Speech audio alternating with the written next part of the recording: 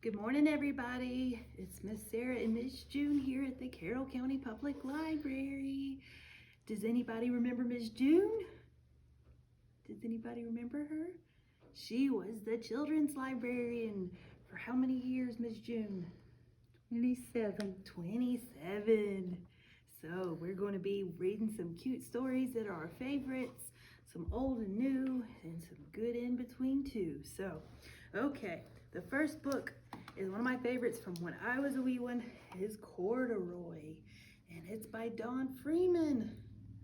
What is Corduroy? Is he a bear? Yep.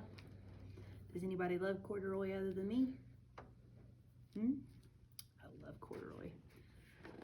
So, and the publishing company is Puffin Books. So, Corduroy is a bear who once lived in the toy department of a big store. Day after day, he waited with all the other animals and dolls for somebody to come along and take him home. Really cute little giraffes and bunnies and stuff, other toys.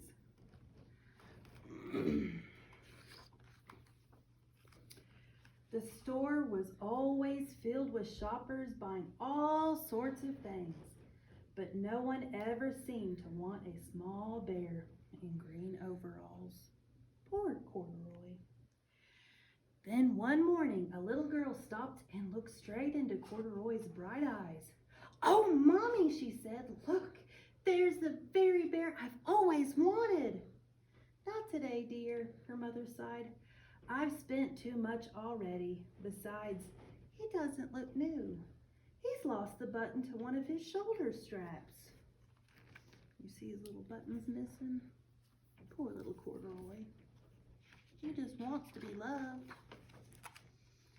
Corduroy watched them sadly as they walked away. Can you be sad? "I didn't know I'd lost a button," he said to himself. "Tonight I'll go and see if I can find it." Late that evening, when all the shoppers had gone and the doors were shut and locked, Corduroy climbed carefully down from his shelf and began searching everywhere on the floor for his lost button. Do you think you'll find it? Suddenly, he felt the floor moving under him. Quite by accident, he had stepped onto what? Y'all ever been to a mall and stepped onto that mountain thing? Steps. It's an escalator. Quite by accident, he had stepped onto what? An escalator. And up he went. Could this be a mountain, he wondered?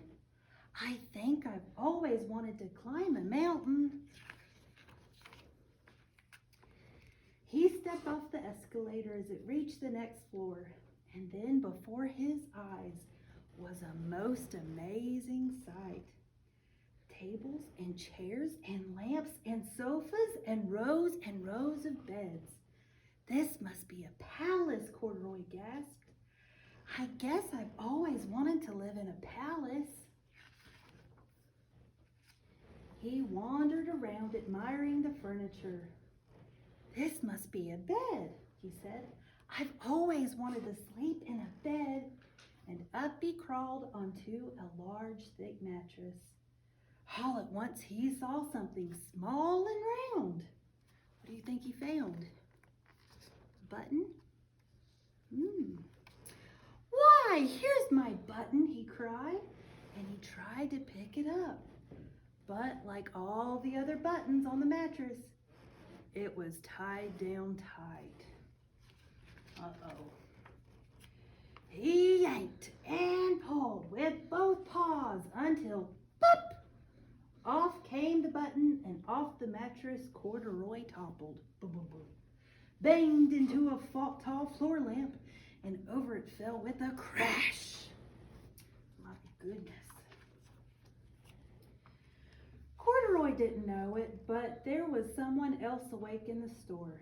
The night watchman was going his rounds on the floor above. When he heard the crash, he came dashing down the escalator. "Now, who in the world did that?" he exclaimed. Somebody must be hiding around here. Who was it? Who made that crash?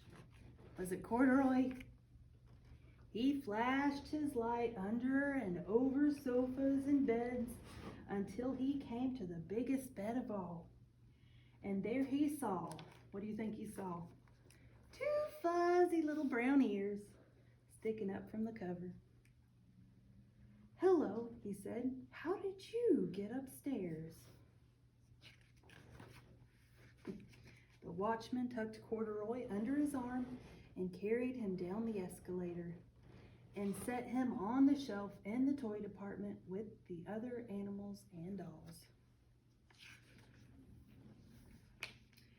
Corduroy was just waking up when the first customers came into the store in the morning, and there, looking at him with a wide-eyed, warm smile, was who?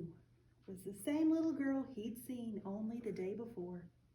"I'm Lisa," she said, "and you're going to be my very own bear. Last night I counted what I saved in my piggy bank, and my mother said I could bring you home."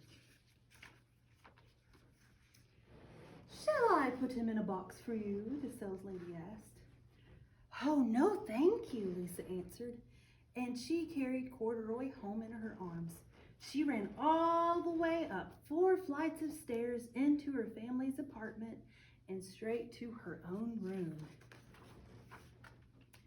Corduroy blinked. Can you blink? Blink, blink, blink. There was a chair and a chest of drawers, and alongside a girl-sized bed stood a little bed, just the right size for him. The room was small, nothing like that enormous palace in the department store. "This must be home," he said. "I know, I've always wanted a home." Lisa sat down with Corduroy on her lap and began to sew a button on his overalls. "I like you the way you are," she said, "but you'll be more comfortable with your shoulder strap fastened." "You must be a friend," said Corduroy. "I've always wanted a friend." "Me too," said Lisa, and gave him a big hug. Can you give one of your stuffed animals a big hug? Or yourself or your mom, dad, Miss June? So, the end. That's one of my absolute favorite stories. And my friend here, Miss June, she's going to be reading Otto the Book Bear. A super fun book. So tell us about this book, Miss June. This book is called Otto the Book Bear, and it's by Katie Clemenson. And it's published by Hyperon Books. Okay, and this is a picture of Otto. And we're going to see what happens to Otto. He has an adventure. Once upon a time, Otto was a book bear. He lived in a book on a shelf in a house, and he was at his happiest when children read his book.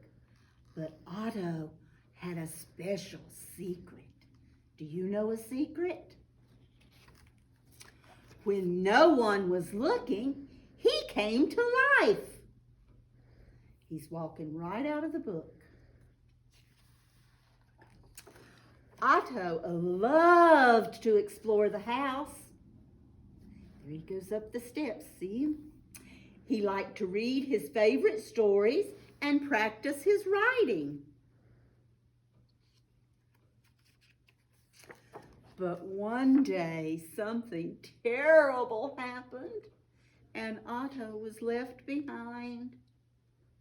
There's all the books, and Otto was left behind. Otto didn't like being alone, so he made a plan. He packed a bag and set off for a new adventure. But the world outside made Otto feel very small.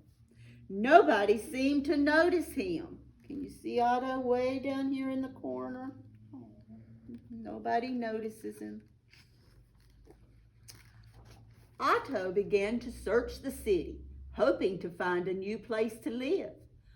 But nowhere he went felt like home.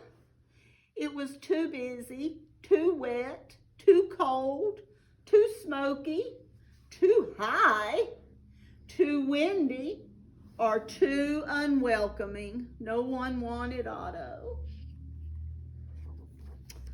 Otto didn't like living in the city, and he missed his warm book.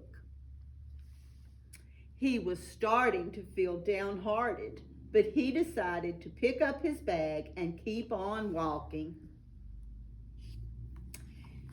Just when he thought he couldn't walk any farther, and when he felt cold and tired, Otto saw a place full of light and hope. See this big building? Can you guess what this is? Some letters on the top. He went inside and found rows and rows of books. Otto began to climb, and there at the end of the shelf, he saw something. Could it be? What do you think he saw?